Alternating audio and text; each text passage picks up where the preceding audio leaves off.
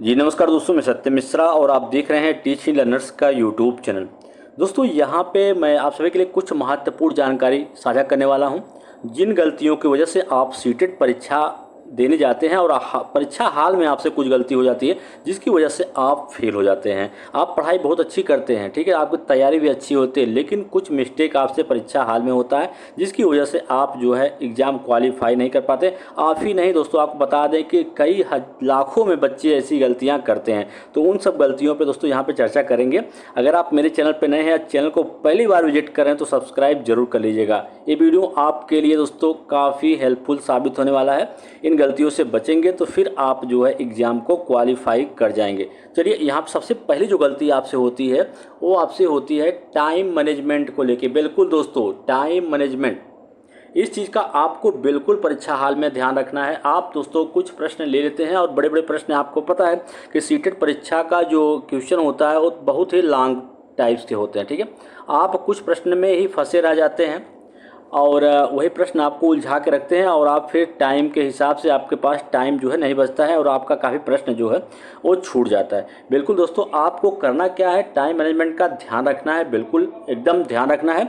और सबसे पहले दोस्तों, आपका जो सब्जेक्ट सबसे अच्छा हो, जिस सब्जेक्ट की तैयारी आपके सबसे बेहतरीन हो, उसी सब्जेक्ट को आप करना स्टार्ट करिए। चाहे आपकी अगर हिंदी बहुत अच्छी है तो हिंदी करिए, सीडीपी अच्छी है तो सीडीपी, बाल विकास, जो भी लैंग्वेज या जो भी आपका सब्जेक्ट अच्छा है उस सब्जेक्ट से स्टार्ट करिए।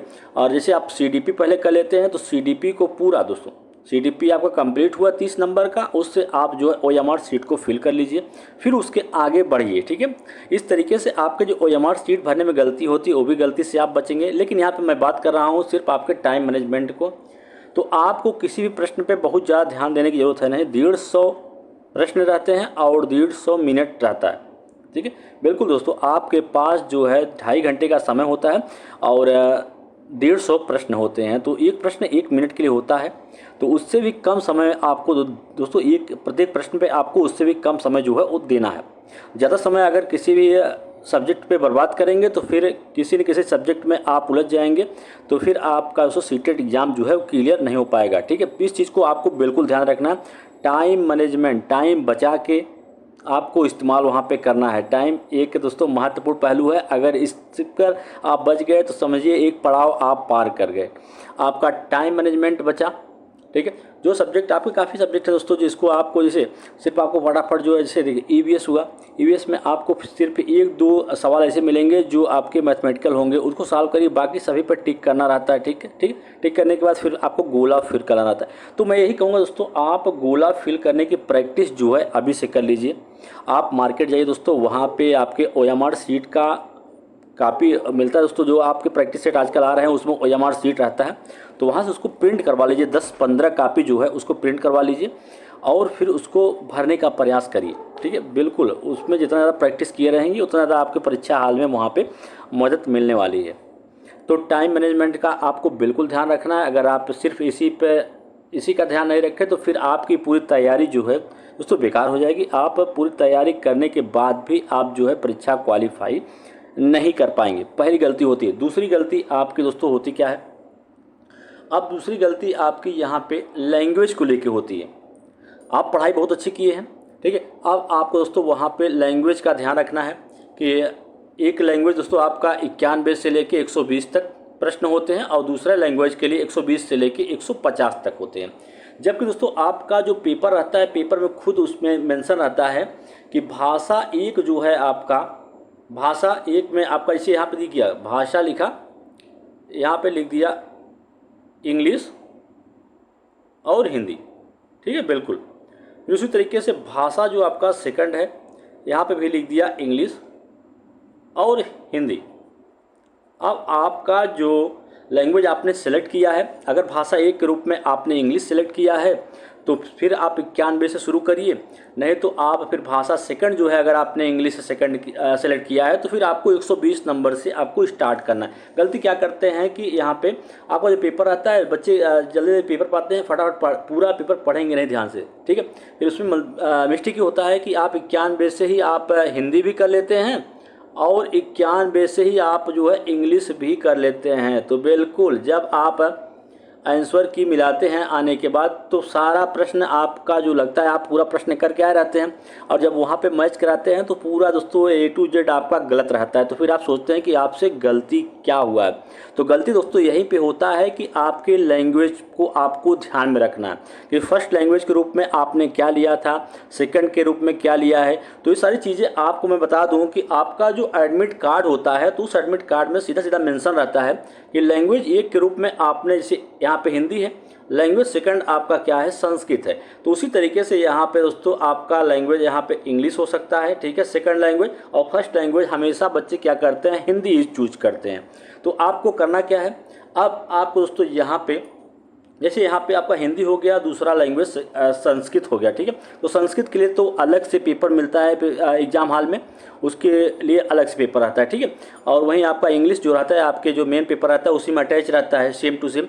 तो आपको करना क्या है, अब आपको यहाँ पे ध्यान रखना है लैंग्वेज का, बिल्कुल। अगर इसका भी ध्यान नहीं रखेंगे तो फिर सब टाइम मैनेजमेंट का ध्यान रखना भी यहाँ पे एकदम बेकार हो जाएगा, फालतू हो जाएगा। तो फिर आपको यहाँ पे ध्यान रखना है कि आपने लैंग्वेज 1 के रूप में अगर हिंदी लिया है तो आप दोस्तों 91 से शुरू करिए, फिर 120 तक कर लीजिए, फिर उसको गोला कर लीजिए। वहीं लैंग्वेज सेकंड के रूप में आपने जो भी, जैसे आपने बांग्ला ले रखा है, संस्कृत ले रखा है, इंग्लिश ले रखा है, तो अब आपको दोस्तों वहाँ पे ध्यान देने की जरूरत है कि सेकंड लैंग्वेज आपका क्या है, हिंदी, संस्कृत है या इंग्लिश है। तो अब जो सेकंड लैंग्वेज है, अब आपको उसको दोस्तों 120 से लेके 150 तक आपको करना है, ठीक है। तो अब ये रहा दूसरा पड़ाव जिसमें बच्चे बहुत ही ज़्यादा संख्या में मिस्टेक करते हैं लैंग्वेज को लेके, ठीक है। अब पेपर वहाँ पे सॉल्व करके चले जाएंगे और लगता है कि हम तो सब करके चले आए हैं, लेकिन गलत तरीके से करके चले आते हैं, फिर आप जो है एग्ज़ाम क्वालिफाई नहीं कर पाते हैं। अब आगे मिस्टेक की बात करें हम यहाँ पे, तो चलिए यहाँ पे OMR सीट को लेके है। OMR सीट दोस्तों फिल करना आपको कैसे है, सबसे पहले आपका यहाँ OMR सीट ऊपर की तरफ आप देख पा रहे हो दोस्तों कि ऐसे इनको जो है बुकलेट सीरीज जो मिला है, EM सीरीज मिला है, ठीक है। अब यहाँ पे देखिए, यहाँ पे कुछ लैंग्वेज की बात की जा रही है कि लैंग्वेज 1 आपका क्या है, ठीक है। यहाँ पे कोड दिया गया है लैंग्वेज 1 के लिए।